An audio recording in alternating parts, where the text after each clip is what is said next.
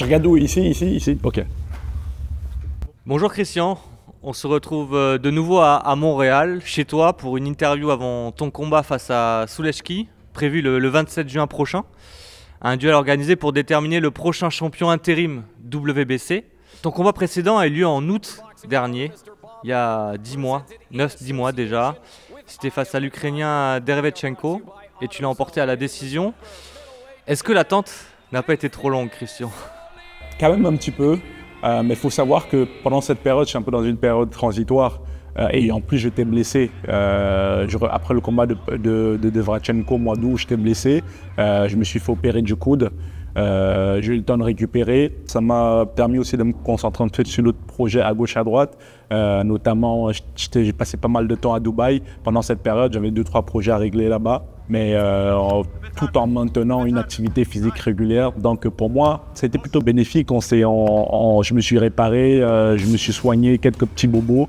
Et ensuite, ça m'a permis d'avoir ce combat WBC intérimaire pour confirmer ma place de numéro 2 mondial actuellement. Les critiques ont été mitigées après ce combat-là contre Derevchenko. Certains ont loué ta résilience et ta victoire face à un gros nom parce que tu étais blessé.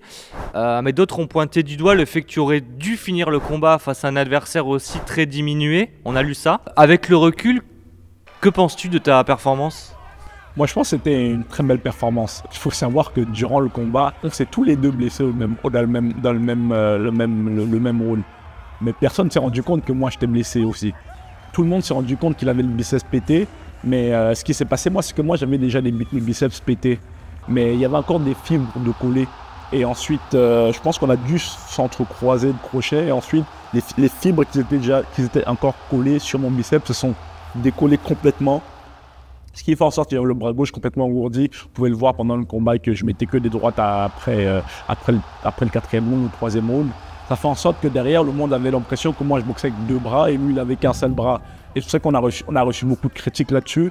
Mais les gens ne se sont pas rendus compte qu'en fait c'est moi qui cachait plus ma blessure que Derevchenko qui était plus flagrant, sa blessure était plus flagrante, il avait du mal à boxer et que j'aurais dû le finir, soi-disant, mais moi aussi j'étais blessé.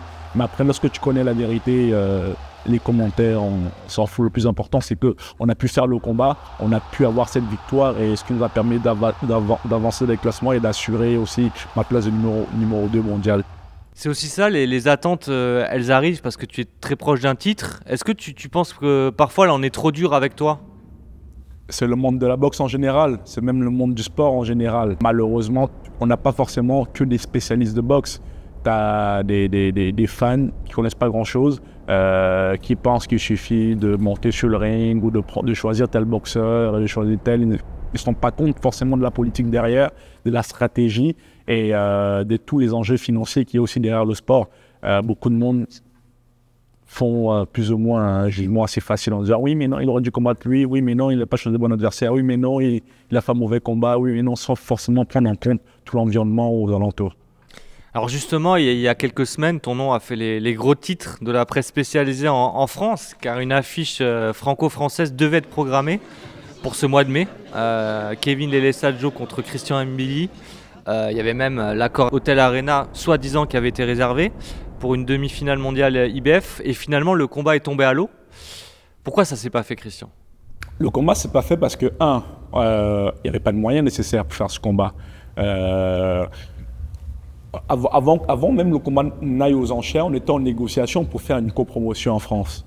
Dans ce genre de combat, il faut savoir qu'il faut un grand diffuseur qui est prêt à prendre minimum les 2 bourses du combat final. Et on s'est rendu compte qu'il n'y avait pas des moyens en France, il n'y avait pas un diffuseur qui était prêt à prendre ça en France, à mettre les moyens nécessaires.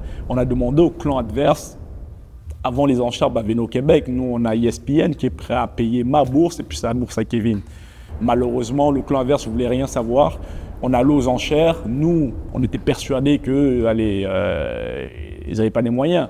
Alors, on a demandé combien Kevin voulait. On savait que Kevin voulait 300 000. Moi, ma bourse, on voit c'est que mon promoteur. On a allé aux enchères, on a mis la bourse qu'eux ils voulaient et ma bourse que moi j'aurais dû avoir.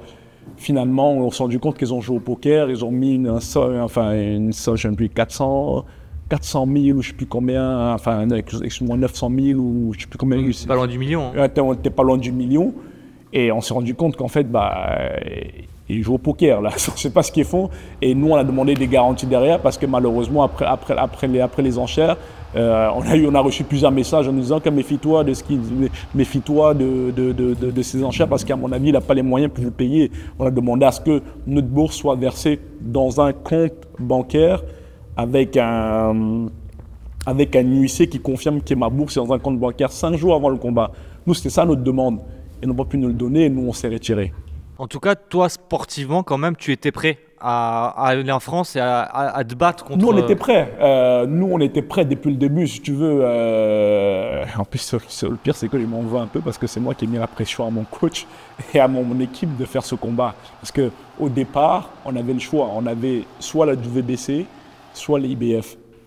Ça fait maintenant 5 ans que j'écris à mon équipe Marc, à l'occurrence, on doit faire le combat avec Kevin, c'est un adversaire facile pour moi, on va le battre, en plus ça va permettre d'asseoir ma notoriété en France. Et c'est moi qui ai poussé vers cette voie de l'IBF avant qu'on se retracte pour aller vers la WBC.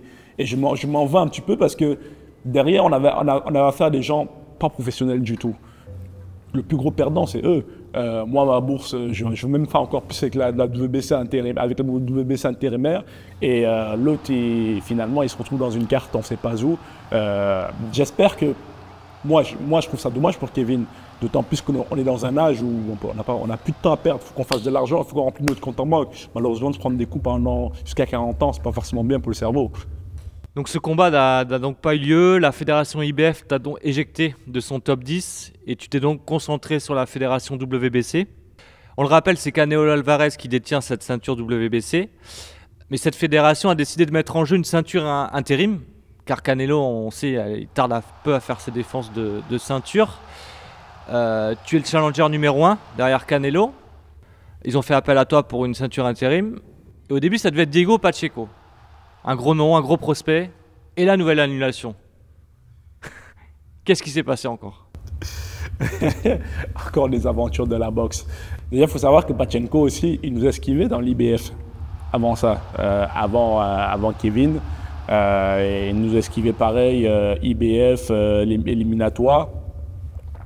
Et ils ont trouvé des excuses derrière. Il faut voir l'interview, il a osé dire dans DAZN qu'il nous envoyait le contrat.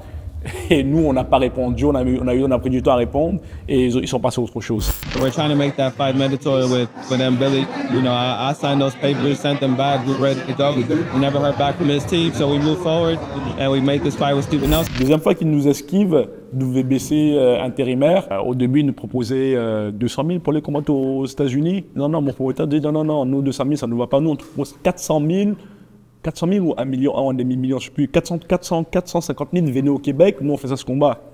Et son manager nous dit, on va vous faire un retour. On a attendu 2 semaines, 3 semaines, jusqu'à la fin du terme avant d'aller aux enchères, pas de retour. On était prêts pour les enchères, on était prêts à aller aux enchères. Une journée avant les enchères, finalement, ils se désistent. C'est triste. C'est un peu triste au monde de la boxe après. Moi, je suis déçu, mais je ne peux pas en vouloir à personne. Tu sais, c'est la boxe, c'est le sport, mais malheureusement, il y a beaucoup d'enjeux financiers derrière. Il faut savoir que ce soit moi, Pachenko ou d'autres boxeurs, on est tous très près de rencontrer Canelo, d'être champion du monde. Malheureusement, la boxe fait en sorte que quand tu as une défaite, tu dégringoles des classements, on ne croit plus en toi. Ça fait en sorte que maintenant, beaucoup de gens se protègent, beaucoup de boxeurs se protègent, ils ne veulent pas prendre de risques. On a l'impression que depuis quand même 2-3 ans, ta carrière elle stagne finalement dans les classements, je précise. Est-ce qu'il y a une raison ou c'est la faute à pas de chance, Christian? On va dire qu'arriver vers le top 3, top 4 mondial, c'est compliqué. Tu peux stagner longtemps. D'autant plus que quand la ceinture est détenue par les ceintures sont détenues par un seul boxeur, c'est compliqué. Faut savoir que c'est ça Canelo. Maintenant, avant il rencontrait en fonction des divisions, il essayait d'aller à gauche, à droite. Là maintenant, il a rencontré avec l'Arabie Saoudite. Il faut savoir quand même que pendant son dernier combat, on était à ça d'avoir Canelo. C'est ce qui est drôle quand même, c'est que quelques mois avant, Canelo disait dans les interviews qu'il ne savait pas qui j'étais. Do you know Christian Mbili? Number one WBC. No, I never hear about 28-0. Huh? 28-0. Oh, nice. Future opponent, maybe. For me? Yes. Oh. Et il y a son coach qui dit, ah, Christian Billy peut-être. Bibil, algo así, es un chavo, es australiano, creo que vive ahí en Canadá. Mais juste pour vous dire qu'on était à ça de rencontrer Canelo, malheureusement, il doit rencontrer Crawford au mois de septembre. Je pense que s'il m'aurait rencontré moi au mois de mai, il aurait plus de dommages physiques avant d'avoir un gros combat face à Crawford au mois de septembre. On a compris qu'ils ont privilégié l'autre camp parce qu'il n'avait aucun danger. Mais ça s'est vu sur le combat. Ouais, il s'est vu sur le combat. L'autre, il a quoi? Il a 26 combats, 6 KO. William Skull, ouais, je crois. 6 KO, je suis même pas sûr que c'est capable de casser un 9 avec un coup de poing. Ça, c'est compréhensible, mais c'est sûr qu'il faut savoir que nous, on avance dans ce sport. Tu as des objectifs sportifs et tu as des objectifs financiers. Le plus important, c'est que les deux avancent en même temps. Et c'est ce qu'on est en train de faire actuellement. Finalement, un combat t'a été trouvé et ce sera pour une ceinture intérim WBC. Donc c'est un premier grand titre de champion du monde quand même. Et ce sera face à Sulewski. Que penses-tu de cette opposition face à ce Polonais? C'est une bonne opposition, même si ce n'était pas le genre d'adversaire qu'on voulait, parce qu'on voulait comme un adversaire connu, un peu un Pachenko ou un top 3, top 5, comme vous l'avez avec Kevin ou je ne sais pas qui. C'est ça, le numéro 7 WBC. Malheureusement, les circonstances ont fait en sorte qu'ils ont dû aller chercher celui sur le seul qui a plus ou moins accepté le combat. Bon, je ne le sous-estime pas. Le combat avant moi, il a combattu Ali Akhmedov, qu'il a battu chez lui. C'est ce combat qui lui a permis d'avoir la ceinture silver et ensuite de pouvoir demander ce combat.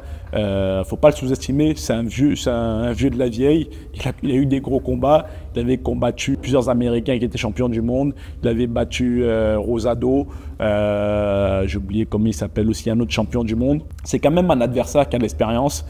On a commencé à analyser ses combats son combat contre Ali Akhmedov. Il est dangereux sur quels aspects? Il est dur au mal? Il est dur au mal, il attaque beaucoup, il a un bon jab, il a quand même une capacité physique au-dessus de la moyenne, technique également. Il faut se méfier, moi je pense que je suis meilleur que lui, mais c'est un adversaire que je prends très au sérieux. Donc ce combat aura lieu au centre Vidéotron, c'est ça, au Québec. Tu restes à combattre ici, c'est important pour toi de boxer et de faire plaisir à tes fans canadiens? C'est important, il faut savoir que, encore une fois, mon promoteur, il faut savoir que la boxe au Québec, c'était un peu, il y a quelques années, c'était un peu comme en France maintenant. C'était un public un peu mort, on avait perdu. Et là, mon promoteur est déjà en train de relancer la boxe ici au Québec. C'est pour ça qu'on essaie de faire un maximum de grosses soirées au centre Vidéotron, parce que c'est, une salle qui a un maximum de personnes, avec un maximum de boxeurs, un maximum de spectateurs. Ça fait en sorte que régulièrement, on va boxer au centre Vidéotron. Et c'est bien pour moi, c'est bien pour la boxe au Québec. C'est bien aussi pour, je pense, pour RMC qui achète les droits régulièrement. Et c'est bien pour mon évolution de carrière. Mais c'est sûr que nous, on aimerait des gros combats d'un championnat du monde assez rapidement. Ouais, puis tu as eu 30 ans cette année? 30 ans cette année, ça fait vieux.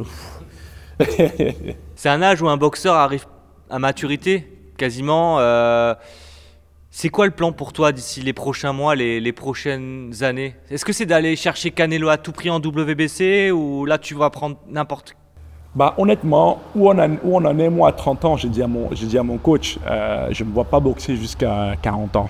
Même à mon promoteur, j'ai dit aussi, moi je me laisse encore 3 ans, 4 ans max.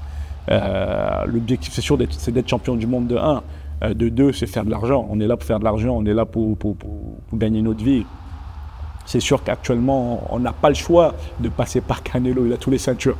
Si tu veux être champion du monde, tu dois passer par Canelo. Évidemment, l'objectif, c'est d'être numéro 1. C'est Canelo qu'on vise aujourd'hui. Mais après, il faut voir, il y a des rumeurs comme quoi Canelo il est peut-être au bord de la retraite d'ici 2-3 combats. On va voir, mais c'est sûr que l'objectif, à moyen terme, c'est d'aller chercher Canelo, puisque c'est lui qui a les ceintures de championnat du monde. Mais Mais tu sais aussi, comme tu le disais, qu'une défaite, ça peut tout faire basculer. Mais des fois, ça peut faire tout C'est ça aussi, tout en fait, c'est basculer. tactique. C'est pour ça que je suis très concentré sur mon entraînement et sur mes préparations. Ça fait maintenant 1 an que je me dis, OK, il faut que je commence à peu près ma pré-retraite, ma pré-carrière. C'est ça, déjà je suis chanceux parce que là j'ai eu quand même c'est au moment où j'ai eu le gros contrat avec ESPN et Top Rank. Je me suis dit ok, là c'est le moment de réfléchir parce que moi dans 3-4 ans je me vois quitter la boxe et faire autre chose. Et une pré-retraite ça commence par des investissements et ensuite voir ce qu'on peut faire par la suite. J'ai des amis à Dubaï qui m'ont proposé plusieurs projets. J'ai des projets ici également ici au Québec et notamment dans l'immobilier. Et c'est dans cette optique-là que je suis actuellement. C'est déjà de 1, il faut que je reste concentré sur ma carrière, c'est sûr et certain. Mais de 2, c'est vraiment préparer ma pré-retraite, la pré-carrière. Et ensuite, c'est ça, quitter la boxe avec le moins de séquelles possible, avec, avec les poches le plus remplies possible. Bon, on te souhaite donc tout le meilleur et Merci. une nouvelle victoire le 27 juin prochain, donc sur nos antennes, RMC Sport. Pour poursuivre donc ta route et garnir ton palmarès qui est pour le moment de 28 victoires pour 0 défaite. Un truc du genre, je pense. C'est un truc du genre. Merci Christian. Merci à vous.